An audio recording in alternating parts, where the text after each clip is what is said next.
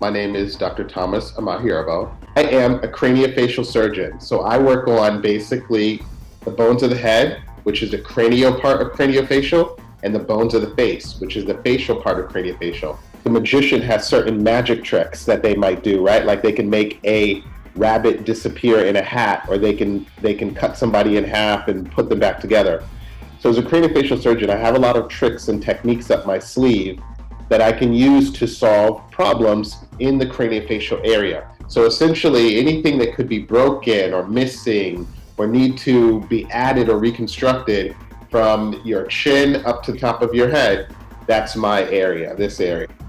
How did you become a craniofacial surgeon? The first step was that I found out that I wanted to be a doctor first. So when I was in high school and middle school, my favorite subjects was science. Science gave me an opportunity to always learn new and interesting things and new facts. At first, I thought I wanted to be a scientist.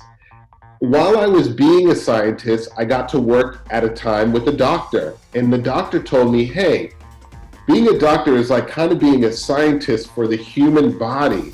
And I thought, working with the human body is going to be much cooler than working on little yeast.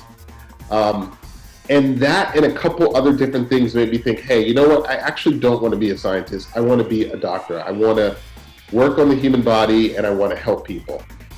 When you want to be a doctor, you have to go to medical school. So after college, I went to medical school. And part of what happens during medical school is you get to spend some time with many different types of doctors, including surgeons. There's only a few number of people in the whole country that are doctors. And then of the doctors, there's only a little portion of them that are surgeons. And of the surgeons, there's only a little portion of them that are plastic surgeons. And of the plastic surgeons, there's only a little portion of them that are pediatric craniofacial surgeons. And so as I was doing this and spending time and doing what we call shadowing, and if any of you ever have an opportunity to shadow somebody, it's something that you should do. So shadowing means you follow somebody as they're doing their job in their career. So I got a chance to shadow and just watch what different doctors and surgeons do.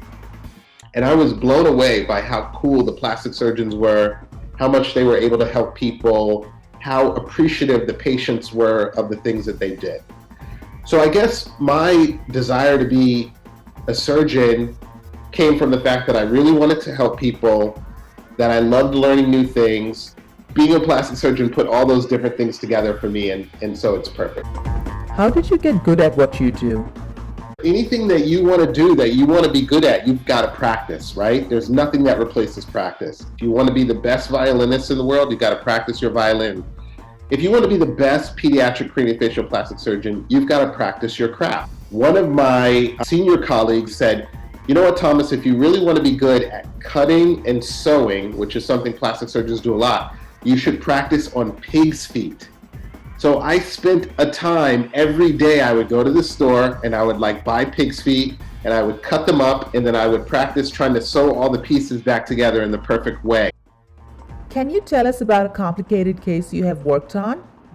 A little girl who came to me to be taken care of. This little girl had a problem with her cranium. This is kind of a complicated case. This is the type of case that I could go to a national or international meeting, and I would be talking with all these really important and well-trained surgeons. And so when she came to see me, she was missing part of her skull, her head, and she didn't have any bone in the front of her head. So just imagine that, like touching the front of your head, and there's nothing hard there. It's just like you're just touching your brain, which is inside there. How do I take the bone that she has left over and redistribute it around her entire skull so that we have bone pretty much everywhere that we can? So if you follow the color coding, you can see that here, this is where she was when she came to see me, and this is where all the different pieces will end up as we go through the plan. You can see like this teal color green part that was in the back at first, it's going to end up in the front. And this light blue part that was on the left side is going to end up in the back. And then once I get this virtual surgery plan, I can take it and the models that I create from it into the operation. And these are her actual bones that we're using to create this new cradle. And another piece in the front that's the visor to reconstruct her skull. So now here she is, and she's growing with time. and her mother was so kind to allow me to share these photos with you. But you can see like what a big difference she went from when she started to where she was. What's the worst skull you ever fixed? There are two types of skulls that are really, really hard to fix. Number one, the type of skull when there's almost no bone left. Because one of the things that we do as plastic surgeons is, like with that little girl, as long as I have some bones to work with, I can figure out how to use whatever I have to fix the whole thing. But what if you had to fix a puzzle where you were missing lots and lots of the puzzle pieces, right? It gets really tricky the more puzzle pieces that you're missing. So probably the most difficult skulls are one where there's like not a lot of bone stock to fix. But the other part of what I didn't sort of focus on that much is a lot of also what I'm trying to do is not just fix it, but I want to fix it in a way that it looks natural and it looks normal, like nothing ever happened. And so sometimes if the skull is really, really misshapen, like think of a puzzle that has like 2,000 pieces to it, that's going to take you a long time. What goes on through your mind before surgery? Every case is a different challenge and it's a different person, right? Like I'm doing these surgeries on real people, often children, and there's people's children. So there's a couple things that I think almost always go through my mind. The first one is, Dr. I, do a good job.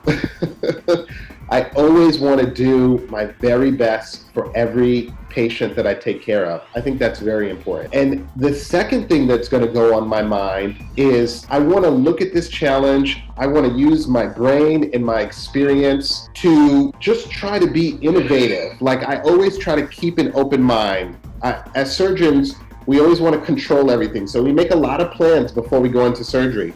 We can't just stick to the plan sometimes. We have to be open-minded in surgery because you never know what's going to happen. It's like you're an explorer going on a treasure hunt. And you've gone on many treasure hunts before, but every cave might have a different booby trap. So even if you have a treasure map, you've got to be ready for anything. But I want to say one thing. I try never to be afraid in surgery. I try never ever to go into surgery afraid. We always try to go into surgery confident. The only thing to fear is fear itself. Because if we're afraid of what we're trying to do, we kind of shut down a little bit and it makes it harder for us to be open-minded and it makes it harder for us to get through all the different booby traps. Everyone gets nervous. There's a difference between being nervous and being fearful. Everybody gets nervous at times and being nervous is totally normal and appropriate. And then you have to find a way to like calm yourself and settle yourself and center your mind and move past any fear that you might have so that by the time you're ready to start, you're confident that you can do a good job. What is the worst part about your job? Worst part about being a plastic surgeon is sometimes the surgeries we do are very long. Sometimes it's 6 or 8 or 10 or 12. So we don't go to the bathroom and we don't take a break to have lunch and we're standing up the whole time usually. That's probably the hardest part. Sometimes I have to like take a big snack before I go into surgery so that I can not be hungry. What is the best part about your job? The number one best part about what I do is I feel like my job allows me to help people. I really do. I feel like I'm helping my patients and their families, and I love helping people. And the other best part is my job is, it's a challenge that allows me to always have opportunities to learn new things or see new places. How do you stand not crying from the blood? You know what? I would tell you that the first time you see blood, no matter who you are, you're gonna go, oh, it's gonna be like kind of shocking to you and it's gonna maybe even be a little bit scary. But you have to think of like, why am I there? Like the motivation for doing it, I think helps me to get past any fear or sometimes queasiness that you might have. And so I spent a lot of time training before I actually started doing these things. You would be surprised about how long I spent training. And so during the training, basically what the training helps me do is like you see a little bit more blood and a little bit more and a little bit more and a little bit more. And you work up to the ability not to be nervous by it at all. What inspired you to become a doctor? I grew up in a very big family. My parents are originally from Nigeria.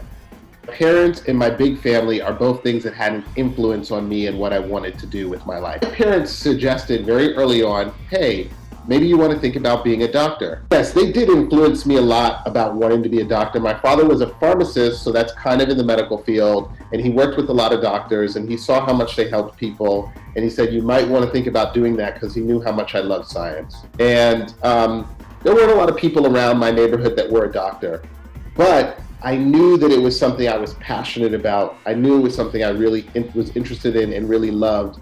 And again, my father always encouraged me to chase those passions, and no matter what, try to do the things that I thought I wanted to do and believe in myself. So how much time do you spend at work? Who asked that question? I try my best to spend as much time with my family as possible. I think of my life like a pie, many different slices, however many slices you want. But in the end, all the slices have to add up to the one whole pie. I probably spend somewhere like 60 to 70% of my pie on my job. I probably spend about 10% to 15% of my pie on sleeping and eating and taking care of myself. And so then that leaves me like 15% of my pie that I try to spend with my family. It is a lot of work, but it's important, so I do it. Can you give us your final thoughts, please? So the only way that I get better is by wanting to be better. The only way that I become the best is by trying to be the best. So I'm never afraid of coming up short. That just means that next time I'm not going to come up short in that same way. Whatever it is that you're passionate about, whatever it is that you want to do, you should go for it. You should try to do it, and you should try to be the very best at it. I give you the same advice that my dad gave me. You know, chase your passion, love what you do, and try to be the best at it. Because if you try to be the best at it, you're going to end up being the best at it, and you're going to change someone else's life. I think if you don't know what your passion is yet, then just always be open to learning new things. I think, you know, your learning and your exploration is your window into what the possibilities are. Almost anything that you can imagine doing, I'm sure you can achieve. But until you find the thing that you think is right for you, you should probably try many different things. And you'll know when you've settled on the right thing, because it'll feel right. And you use your parents and people that you respect and can trust as guides, as I did when I was young. We've all got to always be open to new ideas and use this imagination that we have to imagine what our future and our dreams are going to be.